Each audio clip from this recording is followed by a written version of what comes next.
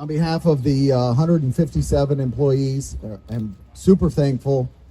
And, who'd have thought a year and a half ago when everything was getting started, and we have just been so blessed and so welcomed by a city, a town, and people.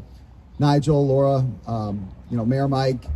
I came from Naples, and, I'm not going to publicly say anything. It was different. How about that?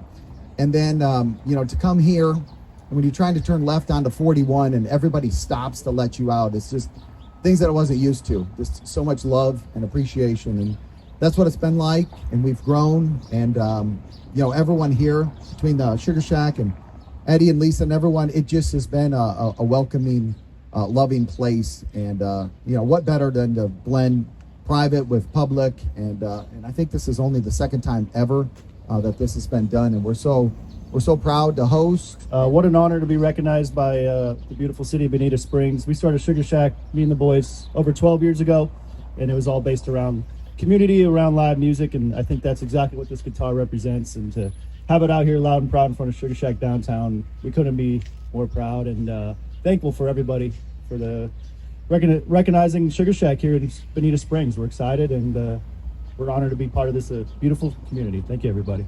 But I do want to acknowledge some folks that I know how busy they are. So my fellow council members, Mayor Mike Gibson, Laura Carr, Jamie Bogatz, Chris Carr, and back in the back there, the brains of it all, Jim Fitzpatrick. So I want to thank, who did I miss? I did say Chris. Corey. Who did I thought you guys were engaged. That is something I didn't mess up. I apologize, Chris Carr. So having council out here to support this is great. 20 years ago, I had the opportunity to be introduced to Gary Price and Jay Aaron. Jay at the time was our second mayor, one of the people who founded this city. And I may get emotional on this because we lost Jay a couple weeks ago. He passed away, if you didn't know, and just a wonderful man. And he and Gary, I need to use the word con because that's what they did. First, they conned me into saying, would you sit on the Art and Public Places Board until we can get a chairman? And I said, sure. 18 years later, I was still sitting on the Art and Public Places Board. But they sat down. I've got my business partner, Jerry Teven, and he'll tell you that we walked in for a 30-minute meeting with Gary and Jay back in 2005, Jerry, or four. And they gave us a vision of the city. And at the time, many of you were not here. This was nothing more than a shortcut between Fort Myers and Naples. At night, you didn't come down here. Whenever I get a call from somebody saying, gosh, I miss the good old days. The only thing down here in the good old days, you didn't want to meet at night. So we'll leave it at that. What we have now with the art, we've all got all this construction going on, but when it's done, this is going to be one of the most amazing centers of culture, and the identity of our community will be right here. The guys at Sugar Shack, they've been amazing to work with, and Mr. Alpert and I had breakfast, what was it, probably 6 months ago? And we're talking about this, and then the guitar theme came up. So here's the rest of the story. I donated this guitar that you're going to see today. I donated this sculpture 6 years ago to the middle school, and we had a lot of fun. Some of you were there at the dedication. We pulled it off.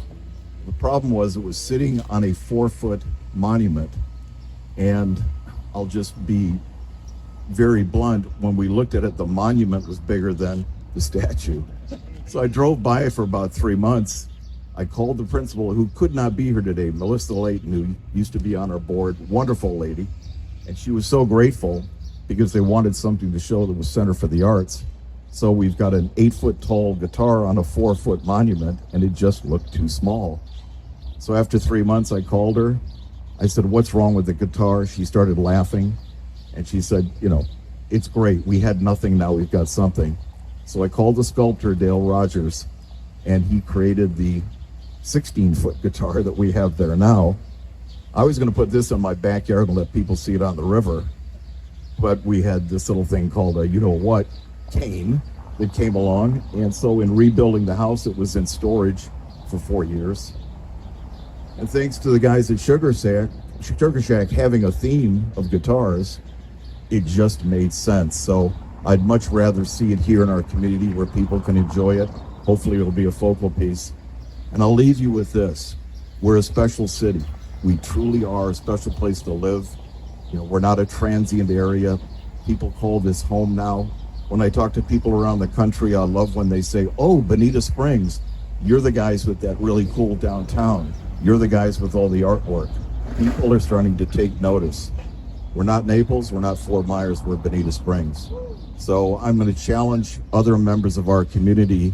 If I can do this, you can do this. We can have art throughout our city. And that was one of Jay Aaron's dreams. And Gary Price, he's sitting there bowing his head with his head down, but that was their dream 20 years ago, that eventually the public would take over purchasing art and we'd have all of these public-private partnerships. So I'm very, very grateful to all of you being out here this morning. I truly am. It's warm, so I'm going to stop. I'm going to say thank you, and let's get this puppy unveiled. 1, 2, 3. Hey. Good night.